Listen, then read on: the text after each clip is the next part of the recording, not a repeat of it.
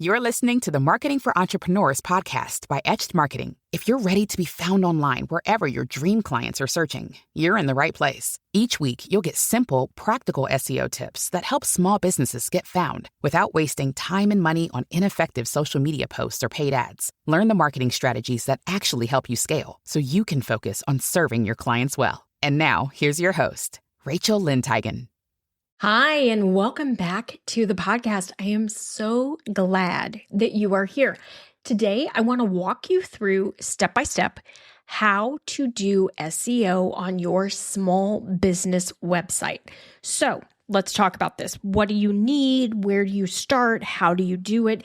It's actually pretty straightforward once you have your keyword chosen. So we want to think about what page are we working on? What blog post are we writing? All of that. Let's just focus on one page at a time. So you may be wondering, can I do SEO on my own website? Yes, absolutely you can. And that's what I help people with every single day. So yes, you can do it. No, ChatGPT cannot do it for you. There are things ChatGPT can do to help you, but it cannot do SEO for you. At some point in the future, maybe it'll be able to, but right now it cannot, neither can Claude or Perplexity. So there's things we can do with them. They can help, but they can't do it all for us. So how exactly do we do this? So the first thing you're going to want to do is choose what page you're going to work on. So if you've never done SEO before, let's just start with your homepage because we want to make sure that people who are searching for your business online can find your business online and that your business name shows up higher than your competitors. That's an important thing. We also want to make sure that it shows up higher than like your LinkedIn profile, your Facebook, your YouTube, etc. We want, if somebody's searching for your business, we want your business to be at the top of the page. So let's start with optimizing your homepage. Now you're going to want to choose a keyword.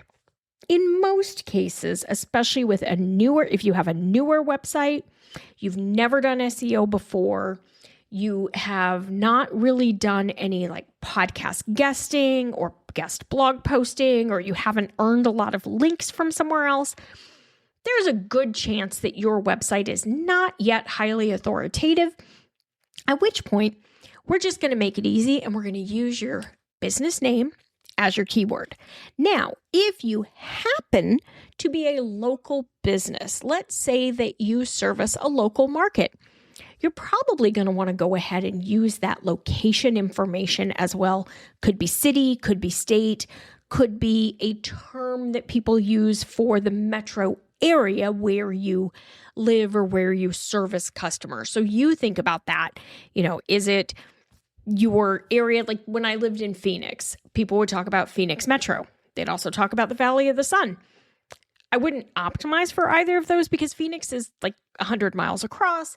It's huge, 5 million people. A business that's serving customers on one side of town may not be serving customers on the other side of town, just given how far apart everything is.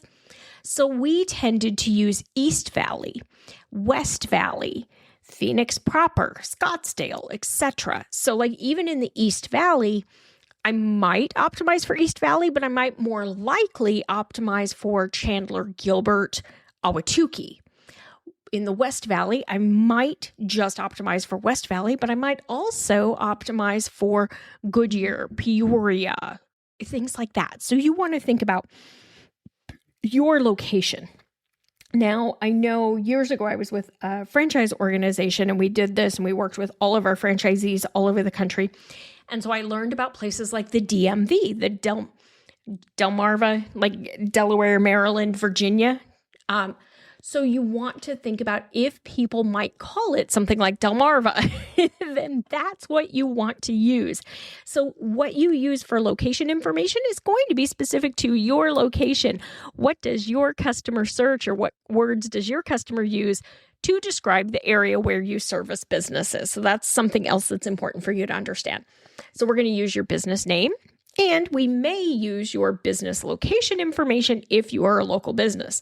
Now, if you are a site that has been around 5 or 10 years, or you've been around 3 or 4 years, but you've done a lot of press, you've had a number of interviews, you've done a lot of podcast interviews, you may very well be able to rank for something other than your business name on your homepage, something more niche specific, but there's a lot of nuance to that. So for now, we're just going to start with, we're going to use your business name. You're going to then make sure you're using your keyword in the right places. Now, if you don't have the guide, the beginner's guide to SEO, you can get that on my website, etchedmarketing.com/freebies. You can request a copy of that because that's going to walk you through what you're going to do for traditional search. So Google, Yahoo, Bing, etc. So you're going to write a title tag and a meta description. You're going to use that name in your image file name. You're going to use it in your content. You're going to use it in your header tags. If you're using location information because you are a local business, you're also going to use that location information in the different places that our search engines are looking for insights and information. Now with AI-based search, AI is looking for answers to the questions that people are asking. So here you want to think about on your homepage, are there any questions that people are asking related to your business or related to your niche that you could potentially answer on the homepage? Quite often what I'm seeing with AI-based search content strategy specifically is that we're doing more of that on the blog posts than just on the homepage. But I am seeing a lot of people go with adding an FAQ section on the pages. So if it makes sense, and there are frequently asked questions that you could answer towards the bottom of your homepage, it's not a bad idea because it's going to help you be able to be a little more visible for your business name and niche-related searches in AI-based search. So you're going to use that keyword we talked about. You're going to put it in all the places Google's going to look for, and then you're going to answer some of those questions for AI-based search. We're going to do all of this to help your homepage be easier to be found. Now you may be wondering, okay, Rachel, that's great, but I want to be found for more than my business name. That, my friend, is where our content strategy comes into play. So this is where we then figure out what pages to put on your website. We figure out what content pillars to create. We determine which blog posts to create. We go through the same process essentially on every additional page on your site. So we determine how many pages your site needs to have and are there opportunities. So I was working with a client the other day and she's kind of shifting her business a little bit. She's somebody I worked with a couple of years ago and she came back recently because she's made some big shifts to her business. And so she wanted to have me take a look at it and tell her what she needed to change on her website. So we sat down and we looked and we figured out what she could rank for and we figured out where she made her money in her business. And then we went from there and we created a priority plan where we changed the pages on the site. We changed some of the content. We created new pages for very specific product offers because those are the places in her business where she has the most opportunity right now. That's what an SEO content or SEO strategist can help you figure out. That's a lot of what I work on with my clients when we work one-on-one. And it's a lot of what I teach my students about is which pages do we put on a website and how do we optimize them and what content do we put on there and what do we do? That's what we do.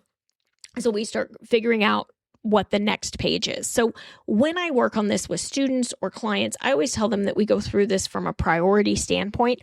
I generally try to keep my students and clients focused on their revenue pages. So as you're doing this, you're going to want to start with your homepage and then look at what's the next most important page to you. And then you have to go through the process and find the right keyword. And I'm going to be really honest, that is the most challenging process for most students and clients. Once they can wrap their heads around it, then it works much easier. It's a rinse and repeat process after that, but it's figuring out and understanding how we choose the right keywords, because most times when you start thinking about a keyword you might want to rank for, rank for or want to use on a page, you're going to brainstorm a keyword that your site probably can't rank for. And so then we have to look at, well, what's the competition and what's your website's authority and what's the authority of your competitors' sites? And is this even the word that your ideal customer is using? And so we look at all sorts of different things to figure out what's the best keyword. The best keyword is always going to be the one with the most potential reach, so the most search volume, that your site has the best chance of ranking for. So you're going to pick your keyword. Once you've got your keyword, then you're going to use it in all the places that Google is looking for information on that page. You're going to make sure it's in your title tag and your meta description, your header tags, your copy, your image file names. You're going to make sure that you are creating great content that is helpful, that provides value, that is not what Google is now terming or describing as commodity content. So Google wants to make sure that the content that is being shared is not just what you can get from an AI overview. So you want to make sure that you are creating content that is high value, provides a unique experience, insight, expertise, anecdotes, testimonials, stories, whatever the information is. It needs to be able to show more than just what your basic generic information that an AI overview or an AI chatbot could give somebody if you want it to be visible. So we're not just focusing on helpful content. We're really making sure that the content that we're creating goes above and beyond what AI could tell somebody. So we're creating that great content, and then we're going to optimize it. We're going to make sure that we're using and answering the questions people are asking in AI. That's how we're going to optimize for AI search. Then we're going to make sure we're using that keyword we've chosen in the right places. And you're going to just keep going through that step by step. Now, if you'd like me to help you with this, I'd like to help you with this. If you'd like me to help you with this, join me in Simple SEO Content. It's our 6-month group program where we work through this together. If you're one of those people who's like, I don't like groups, Rachel, I do work with a few entrepreneurs one-on-one, generally 6- and 7-figure entrepreneurs. I work with you, teach you what you need to do, show you which keywords to use, and then hand off. And I set the strategy. You create the content, you create the page, your team creates it, whatever. Then we look at it and make sure everything is ready to go. So I am happy to help you with that as well and help you figure out, like I did with my client who just came back for a refresher, we went through and identified, and I said, okay, you need to create these 4 new pages. Your team needs to create these 4 new pages, and you need to change this. And we need to change this. And then we met again. We looked at everything when the team had done it. And I said, okay, these changes, we keep this, we get rid of this, we change this again. That's how we really work together to get you the best performing site that we can. So whether you want to work in a small group or you want to work one-on-one, having me basically as your SEO strategist, your marketing director on a fractional basis, that is an opportunity. We can do that. All right, that's it for today. Thank you so much for being here, and I'll see you back here next week. Bye for now.